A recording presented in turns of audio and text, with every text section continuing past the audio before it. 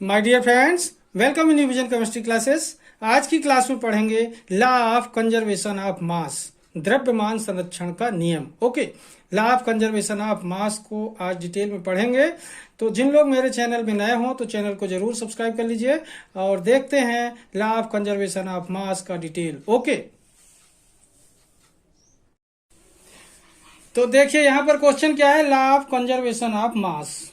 Law of conservation of मास, तो यहां पर देखें इसके बारे में किसने बताया, देखते हैं।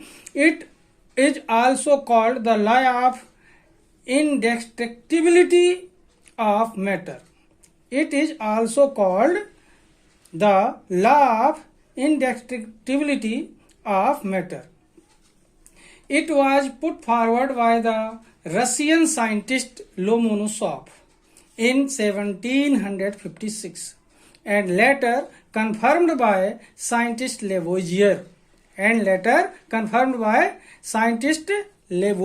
Okay, once again, it is also called the law of indestructibility of matter. It was put forward by the Russian scientist Lomonosov in 1756 and later confirmed by scientist Lavoisier.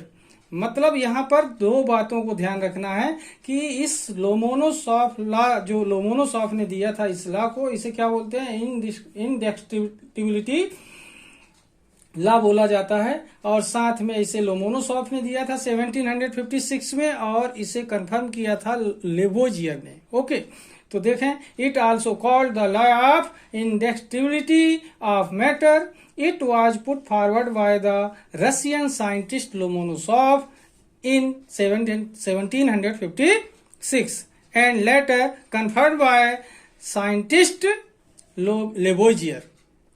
किसने कंफर्म किया था इसे? लेवोजियर ने. Okay, अब देखते हैं according to this law. Okay,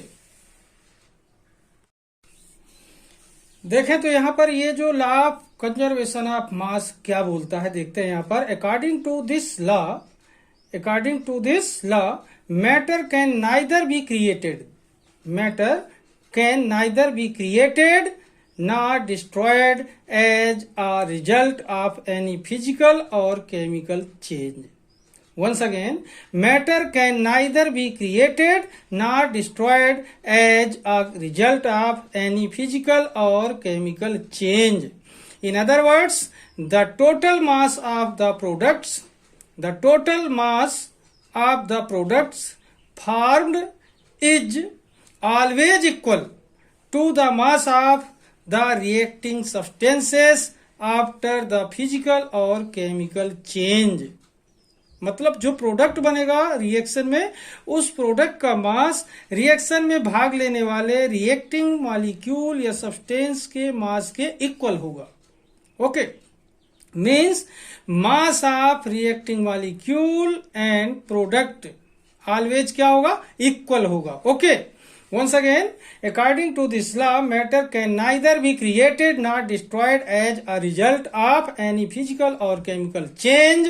In other words, the total mass of the products formed is always equal to the mass of the reacting substances after the physical or chemical change. Okay, अब देखते हैं इसका proof. ठीक है ना, verification किया था लैंडोल्ट ने एक्सपेरिमेंट के थ्रू, उसके बारे में. ओके, तो देखिए law of conservation of mass को एक्सप्लेन करने के लिए लैंडोल्ट ने एक एक्सपेरिमेंट किया था. तो देखते हैं लैंडोल्ट्स एक्सपेरिमेंट. देखें, Landolt was used potassium chloride and silver nitrate as reacting substance. क्या यूज किया था? Potassium chloride and silver nitrate as reacting substance. After the reaction potassium nitrate and silver chloride is formed in the Landolt tube. किसमें experiment किया गया? ये लैंडोल्ट tube में. ठीक है, जो एस शेप की लैंडोल्ट ट्यूब थी उसमें एक्सपेरिमेंट किया गया. उनने क्या लिया? Potassium chloride and silver nitrate are as क्या यूज किया? Landolt was used potassium chloride and silver nitrate as reacting substance after the reaction potassium nitrate and silver chloride is formed in the Landolt tube. Reaction देखें, KCl potassium chloride plus AgNO3 silver nitrate equal to KNO3 potassium nitrate plus AgCl mean silver chloride. ये reaction बना, ठीक है। अब देखते हैं थोड़ा सा आगे। तो देखिए यहां पर देख रहे हैं ये जो H शेप का ये जो एपरेटस बना हुआ है इसे लैंडोल्ट्स ट्यूब या लैंडोल्ट्स एपरेटस कहते हैं, ठीक है।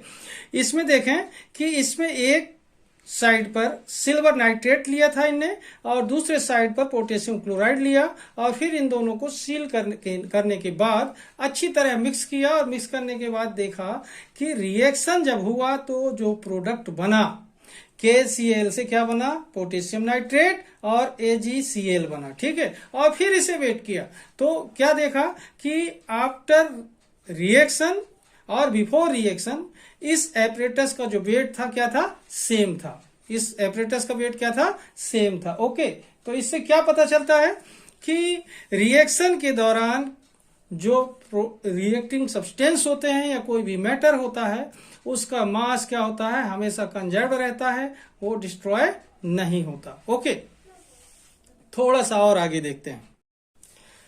In this experiment clear the law of conservation of mass because mass of product is equal to the mass of reacting substances. Once again, in this experiment clear the law of conservation of mass because mass of product is equal to the mass of reacting substances. Okay, तो इस तरीके से देखें ये law of conservation of मास है जिसमें reacting substance का जो मास होता है वो कभी डिस्ट्रॉय नहीं होता और ना ही अपन उसे बना सकते बल्कि उसे किसी केमिकल चेंज के माध्यम से वन फॉर्म से नेक्स्ट फॉर्म में कन्वर्ट कर सकते हैं। ओके।